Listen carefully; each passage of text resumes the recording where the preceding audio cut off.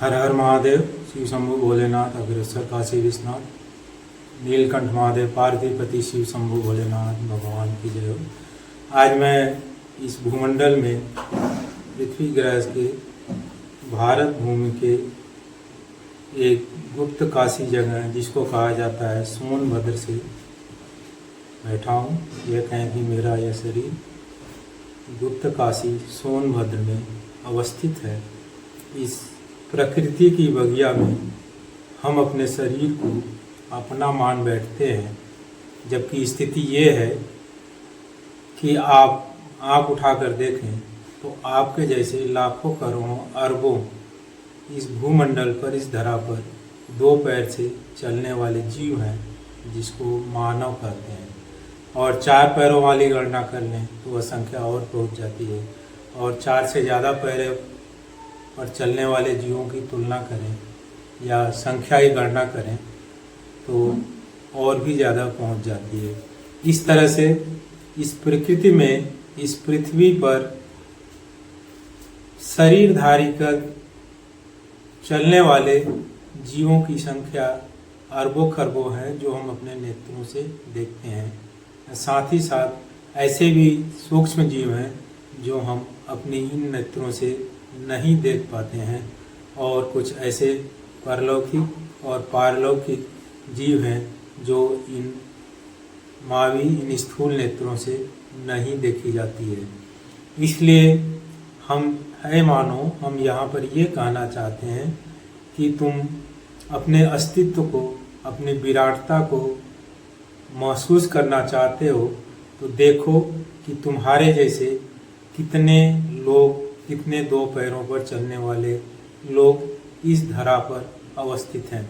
अगर इस सकल ब्रह्मांड की यात्रा की जाए तो साइंसदानों ने, वैज्ञानिकों ने और हमारे पुरातत्वविदों ने, साथ ही साथ हमारे प्राचीन वैज्ञानिक आर्यभट्ट, कणाद जैसे लोगों ने और आज के आधुनिक साइंस ने बताया है कि यह ब्रह्मांड अनंत है, अनंत है, अनंत है।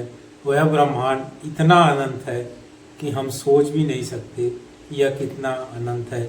अगर हम आंख बंद करके इस ब्रह्मांड के दूसरे छोर पर देखना चाहें तो हम देखेंगे तारों को, तारों के पार को, और तारों के पार को देखते जाएं तो हम समझ में ही नहीं आता कि उसके पार क्या है।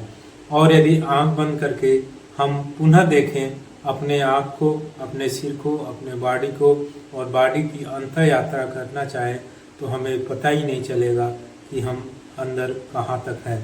इस तरह से बाहर ब्रह्मांड में कहाँ तक फैला है ये नहीं पता, अंदर ब्रह्मांड में कहाँ तक फैला है ये नहीं पता। हमारे जैसे लाखों करोड़ों दो पैर के जीव कपड़े पहने हुए, अपने बॉडी पर चंदन टीका लगाए हुए, तरह तरह के प्रतीकों को धारण करते हुए, कोई चोटी धारण किया हुआ है, कोई चुंडी धारण किया हुआ है, कोई त्रिपुंड लगाया हुआ है, तो कोई अपने धर्म चिन्ह की टोपी पहने हुआ है, और कोई धर्म ध्वजा उठाए हुआ है, तो कोई शांति का झंडा उठाया हुआ है, तो कोई अपने देश का झंडा उठाए हुए चल रहा है। इस तरह से हम देखते हैं कि हम कितने विशाल, कितने अनंत इस ब्रह्मांडी संता के एक पार्ट हैं, जबकि हम अपने को इतना छोटा, कितना सूक्ष्म महसूस कर लेते हैं। जब आपकी दृष्टि व्यापक हो जाती है, आपकी दृष्टि बहुत फैल जाती है, तो आपका हृदय भी बहुत फैल जाता है। आज देखा जाए तो सारे वर्ल्ड में दो जगह भयंकर लड़ाइयाँ हो रही हैं, और वह लड़ाइयाँ रसिया और यूक्रेन के बीच है, और अरब मुल्कों में इजराइल और मुस्लिम वर्ग में अप्रत्यक्ष रूप से ईरान के बीच है। और यह लड़ाई दिन पर दिन बढ़ती जा रही है। लड़ाइयाँ क्यों होती हैं? लड़ाइयाँ होने का, कोई कहेगा ज़मीन के लिए लड़ाइयाँ होती है, और कोई कहता है कि किसी को मिटाने के लिए लड़ाइयाँ होती हैं। और यहाँ लड़ाइयों का कारण बाहर खोजा जाता है, लेकिन हमारे प्राचीन मनीषियों ने, भारत के महान दार्शनिकों ने और महान संस्कृति ने ये बताया है कि लड़ाइयाँ आपके अंदर होती हैं और वो बाहर की तरफ प्रदर्शित होती हैं। अगर देखा जाए तो क्षिति जल पावक गगन समीरा पंच तत्व यह रचित शरीरा, ये भारतीय मनीषियों द्वारा, भारतीय दार्शनिकों द्वारा और भारतीय ऋषियों द्वारा प्रतिपादित यह एक सिद्धांत है। जैसे केमिस्ट्री में तरह तरह के तत्वों के अणुओं के संयोग से रसायनों की रचना होती है।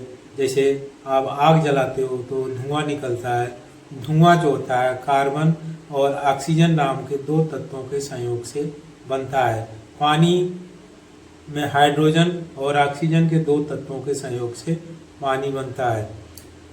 इसी तरह से हाइड्रोजन और ऑक्सीजन के दो तत्व मिलते हैं, हाइड्रोजन का दो परमाणु, ऑक्सीजन का एक परमाणु मिलता है तो पानी बनता है। पानी लिक्विड है, लेकिन उसी हाइड्रोजन और ऑक्सीजन के संरचना में थोड़ा परिवर्तन कर दें, हाइड्रोजन का दो परमाणु ऑक्सीजन का दो परमाणु संयुक्त कर दें तो हाइड्रोजन पेरोक्साइड हो जाता है और वो गैसीय रूप में हो जाता है। तो आप देखिए कि केवल परमाणुओं के संयोग से जो स्ट्रक्चर उत्पन्न होता है, जो कंपाउंड उत्पन्न होता है, उसकी स्थिति में कितना बड़ा परिवर्तन हो जाता है। टेम्परेचर को भी देखें तो हाइड्रोजन और ऑक्सीजन के संयोग से जो पानी बनता है, अगर उसको 0 डिग्री से नीचे कर दिया जाए तो वह लिक्विड पानी आइस में बदल जाता है, ठोस में बदल जाता है। अब जो दोनों चीज़ों के अंतर को नहीं जानता है, केमिकल अंतर को नहीं जानता है, उनके तत्वीय अंतर को नहीं जानता है, और दोनों चीज़ को किसी ऐसे पर्सनालिटी के सामने रख दिया जाए जो इनको न देखा हो, तो वो यही कहेगा कि हाइड्रोजन और ऑक्सीजन से निर्मित यह पानी एक कंपाउंड है, एक पदार्थ है, और बर्फ एक दूसरा पदार्थ है। इस तरह से, जबकि दोनों के मूल में एक ही चीज़ है, स्थिति का अंतर है। इस तरह से हम देखते हैं कि इस संपूर्ण ब्रह्मांड के एक छोटे से कण, जिसको हम पृथ्वी कहते हैं, इस पर रहने वाले तमाम जीव जंतुओं में मानुष को श्रेष्ठ कहा गया है कि मानव देवन को दुर्लभ। यह हिंदुस्तानी संस्कृति की पद्य है, यह हिंदुस्तानी संस्कृति की खोज है, मानव देवन को दुर्लभ।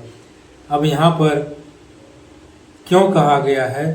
क्योंकि कोई चीज़ दुर्लभ है तो निश्चित है कि वह चीज़ बहुत ही महत्वपूर्ण होगी। इस संसार में कोयले की मात्रा बहुत ज़्यादा है, हीरे की मात्रा बहुत कम है। कहा जाता है कि हीरा ही समयानुसार बहुत समय बाद परिष्कृत होकर, कहें कि कोयला ही बहुत समय बाद समयानुसार प्यूरिफाइड होकर, परिष्कृत होकर वो जो है हीरे में बदल जाता है। लेकिन हीरा एक कीमती दुर्लभ चीज़ है और कोयला एक सुलभ और आसान चीज़ है।